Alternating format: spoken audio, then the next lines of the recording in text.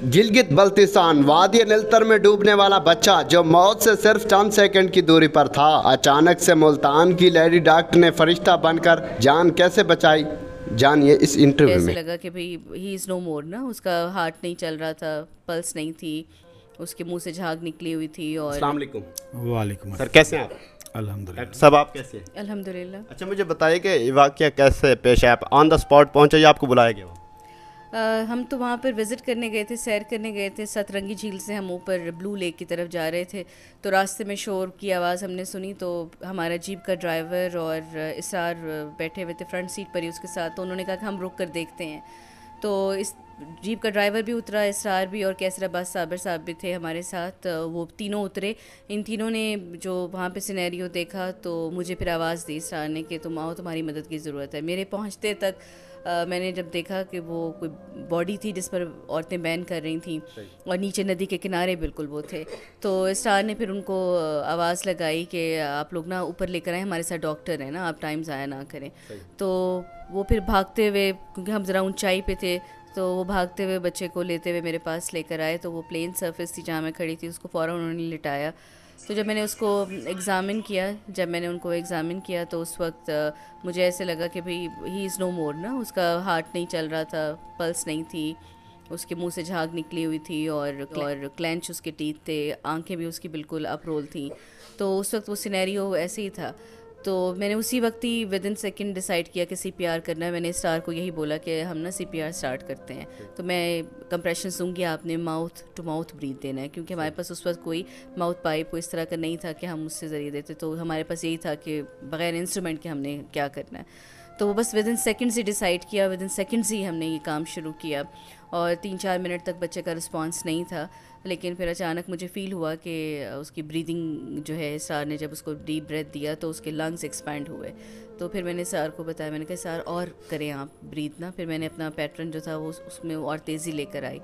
तो उसी में ही फिर विद इन 5 to 6 मिनट्स बच्चा जो है उसकी मूवमेंट शुरू हो गई। फिंगर्स उसने मूव की, आइज़ जो उसकी रुकी हुई थी वो चलने लग गई, हार्ट उसका चलने लग गया। मैंने फ़ौरन उसकी पल्स देखी, वो चलने लग गई, और बच्चा जो है वो कॉन्शियस होना शुरू हो गया।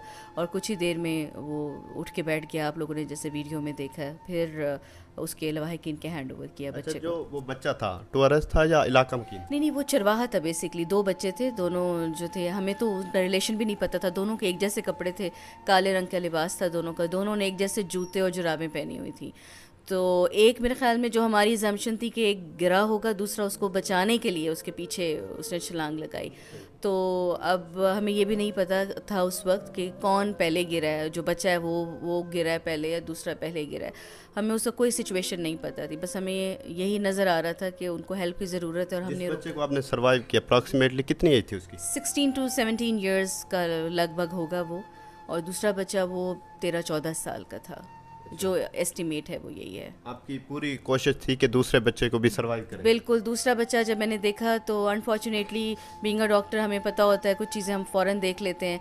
वो उसका जो उस वक्त सिचुएशन थी आइज़ की और उसके टीथ की, मुझे लगा कि इसको कोई हेड इंजरी हुई है, और ये उसके फेफड़े फुल ऑफ वाटर थे।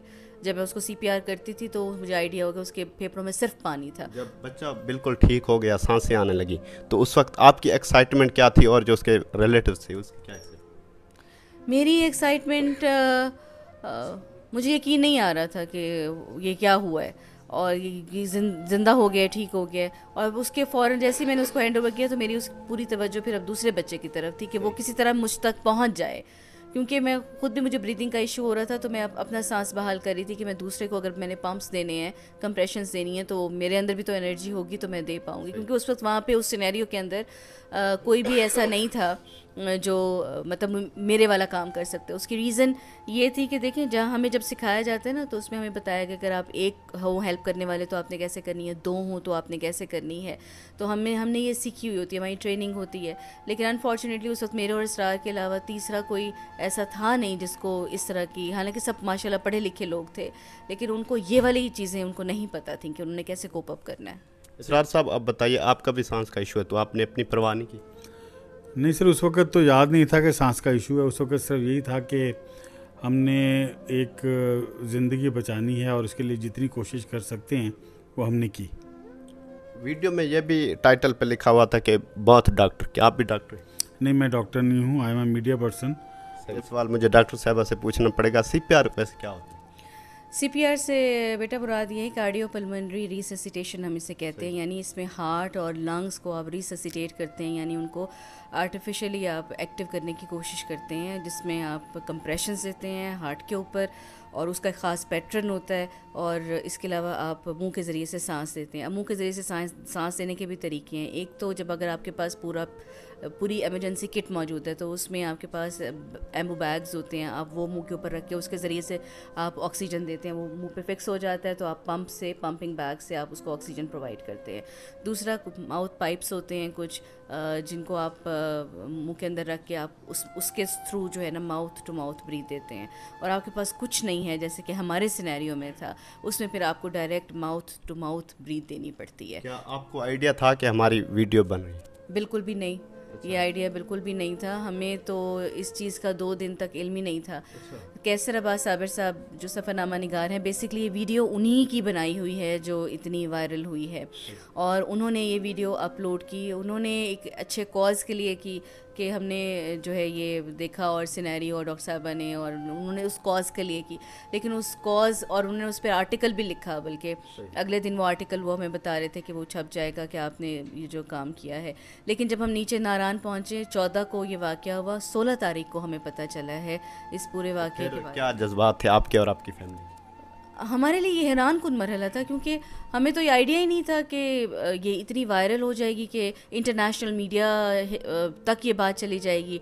एक तो होता है ना लोकल एरिया पर, तो उसमें फिर आपको पूरी आपकी कौम जो है आपको खराज तहसीन दे रही है। मतलब मेरे लिए ये चीज़ें अनबिलीवेबल हैं, मैंने सोचा नहीं था, बल्कि हम दोनों ने ये बातें कभी नहीं सोची थी। अभी भी हम कितने चैनल्स को इंटरव्यूज़ दे रहे हैं, लोग हमसे बात कर रहे हैं, लोग मुबारकबाद के कॉल्स आ रही हैं, लोग अप्रिशिएट कर रहे हैं मुझे। पूरे पाकिस्तान से क्या बाहर से भी लोग कांटेक्ट कर रहे हैं। गिलगित बल्तिस्तान की गवर्नमेंट ने भी अप्रिशिएट किया? बिल्कुल उन्होंने किया। वहाँ की AC साहिबा हैं डॉक्टर आयशा, उन्होंने मुझे रब्ता किया और उन्हें मिलने की ख्वाहिश भी जाहिर की, लेकिन हम उस वक्त वहाँ से जा चुके थे। फिर चीफ़ मिनिस्टर साहब जो गिलगित बल्तिस्तान के हैं, उनकी तरफ से भी, उनके PA की तरफ से भी कॉल आई कि वो मिलना चाहते हैं और आपको सर्टिफिकेट देना चाहते हैं, अवार्ड सेरेमनी करना चाहते हैं।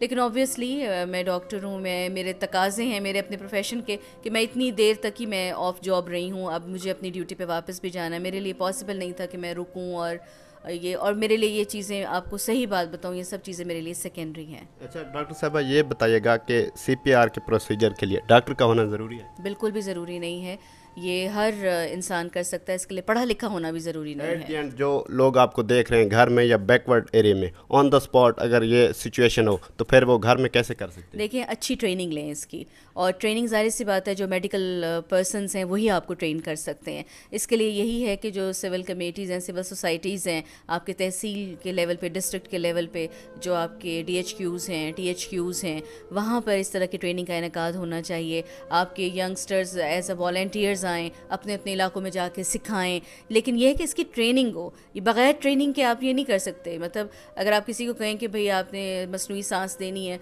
वो तरीका ना जानता हो, तो वो उसको पेशेंट को नुकसान पहुंचाएगा। क्योंकि अगर देखें ना, मेरा कंप्रेशन देने का एक ख़ास अंदाज़ था, आप देख रहे थे मेरी मूवमेंट, और साथ में जो कंप्रेशन का अंदाज़ था, जो मैं उसको प्रेशर जिस तरह से दे रही थी, प्रेशर ज़्यादा देने से डैमेज भी हो सकता है। वो जो प्रेशर जितना देना है, कैसे देना है, वो एक ट्रेनिंग है। ये बगैर ट्रेनिंग के आप नहीं कर सकते, और लेकिन ट्रेनिंग हासिल करने के लिए पढ़ा लिखा होना ज़रूरी नहीं है। एडजन इसरार साहब, गिलगित बल्तिस्तान में जहाँ पे आप गए बता रहे थे काफ़ी बैकवर्ड एरिया, हॉस्पिटल नहीं है, तो उन लोगों को, उस गवर्नमेंट को आप क्या पैगाम देना चाहिए? जी, गवर्नमेंट को तो पैगाम देंगे। गवर्नमेंट की भी मजबूरी है किसी हद तक कि वहाँ पर आप ये देखें कि किसी किस्म का निज़ाम नहीं है। सिग्नल भी 2 घंटे के लिए आते हैं किसी एक नेटवर्क के, और बाज़ औक़ात वो भी नहीं आते, और लोग वहाँ पर जो है कम्युनिकेशन का कोई ज़रिया नहीं है। वहाँ पर सड़कें नहीं बनी हुई, बन रही हैं, लेकिन आइंदा 3-4 साल तक तो बन जाएंगी। लेकिन हम जहाँ मौजूद थे वहाँ सड़कें बाद में भी नहीं बननी, क्योंकि वो बहुत ऊंचाई पर था। और ये है कि गवर्नमेंट वहाँ पर कुछ कैंप लगा सकती है कि जो लोग आ रहे हैं उनको पता है कि लोगों ने सियाह ने आना है तो वहाँ पर कोई कैंप लग सकता है, या कोई वहाँ के मकामी लोग हैं उनको ट्रेन किया जा सकता है। खुदा के बंदे तो हैं हज़ारों, बनों में फिरते हैं मारे मारे, मैं उसका बंदा बनूंगा जिसको खुदा के बंदों से प्यार है। अपने मेज़बान आमिर अब्बास को इस खूबसूरत कपल के साथ दीजिए इजाज़त और देखते रहिए न्यू पॉइंट।